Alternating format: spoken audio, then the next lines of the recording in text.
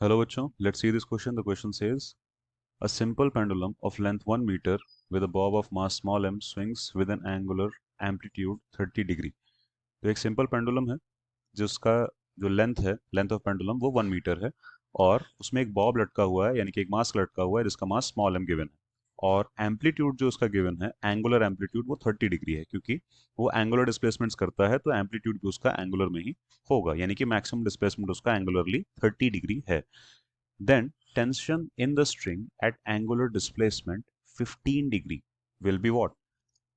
तो यहाँ पे कुछ कंडीशंस गिवन है ग्रेटर देन दिस ऐसे करके, तो उसके बेसिस पे हम बता सकते हैं कि टेंशन इन द स्ट्रिंग क्या होगा। तो की कॉन्सेप्ट्स अगर हम देखें इन क्वेश्चंस में तो क्या हो जाएगा।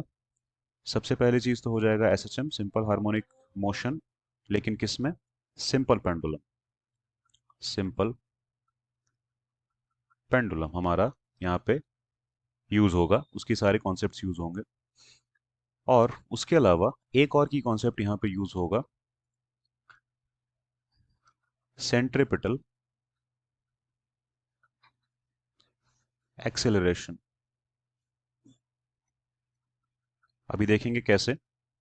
तो यहाँ पे अगर हम फिगर ड्रॉ कर लेते हैं एक सिंपल पेंडुलम का, तो वो कुछ ऐसा दिखेगा कि हमारे पास एक लेंथ है ये पेंडुलम की, ये हमारा बॉब लटका हुआ है। तो अगर हम देखें कि वो 30 डिग्री एंगुलर डिस्प्लेसमेंट करता है, तो इसका मतलब है कि वो कुछ इस तरह से कहीं पे होगा ऐसे करके, यहाँ पे कहीं पहुंच चुका होगा 30 डिग्री एंगुलर डिस्प्लेसमेंट करके। तो ये तो उसका मैक्सिमम डिस्प्लेसमेंट है एंगुलर फॉर्म में, क्योंकि एम्पलीट्यूड है ये, यही गिवन है 30 डिग्री, तो ये एंगल गिवन है 30 डिग्री। लेकिन पूछा कहाँ पे गया है? पूछा गया है इस कंडीशन पे, यानी कि बीच में कहीं जहां पे उसका एंगुलर डिस्प्लेसमेंट है 15 डिग्री, जहां पे उसका एंगुलर डिस्प्लेसमेंट 15 डिग्री दिया है, वहां पे पूछा गया है टेंशन इन द स्ट्रिंग क्या होगा। तो यहाँ पे सबसे पहले हम स्ट्रिंग ड्रॉ कर सकते हैं, बॉब ड्रॉ कर सकते हैं और टेंशन इन द स्ट्रिंग इस डायरेक्शन में दिखा सकते हैं। तो यहाँ पे एक mg भी लग रहा होगा इस बॉब के ऊपर, और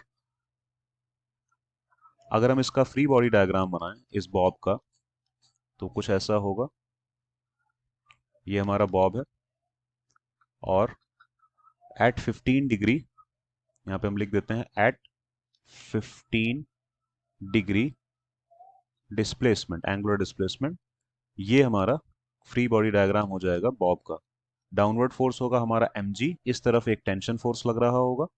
और अगर हम ये इसको इस तरफ इंक्रीज करें, टेंशन के ऑपोजिट डायरेक्शन में एक लाइन ड्रॉ करें, तो यहाँ जितना एंगल यहाँ बन रहा होगा 15 डिग्री, क्योंकि ये वर्टिकल से बन रहा है, तो यहाँ पे भी mg वर्टिकल होता है, अगर हम इसको पीछे एक्सटेंड करेंगे तो यहाँ पे भी एंगल उतना ही बनेगा 15 डिग्री के इक्वल। तो यहाँ का एंगल भी क्या होगा? 15 डिग्री। इसी वजह से इस तरफ जो mg का कंपोनेंट आएगा वो mg cos 15 डिग्री होगा।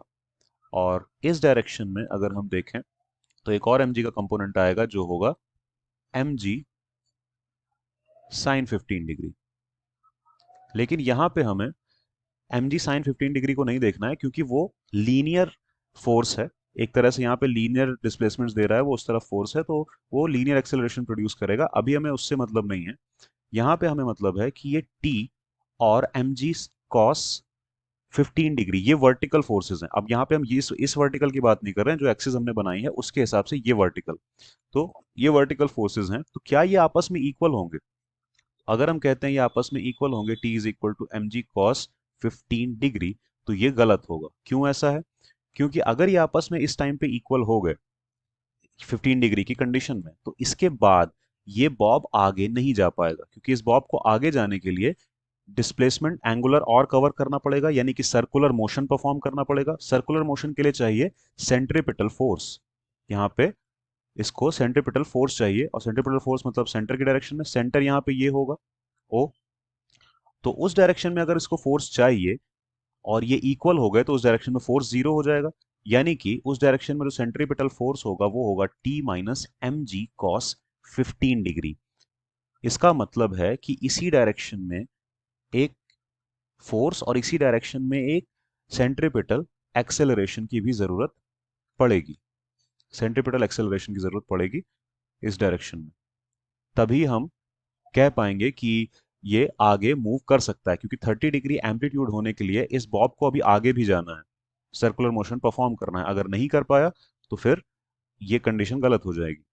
तो हम कह सकते हैं कि इस एफ सी को ग्रेटर देन जीरो होने के लिए, क्योंकि इस डायरेक्शन में फोर्स की रिक्वायरमेंट है सेंट्रीपिटल फोर्स के तौर पर, नहीं हुआ तो ये कंडीशन ही गलत है। इसको ग्रेटर देन जीरो होने के लिए T minus M G cos 15 degree को होना चाहिए greater than zero, means positive. तो टी को होना चाहिए greater than M G cos 15 degree.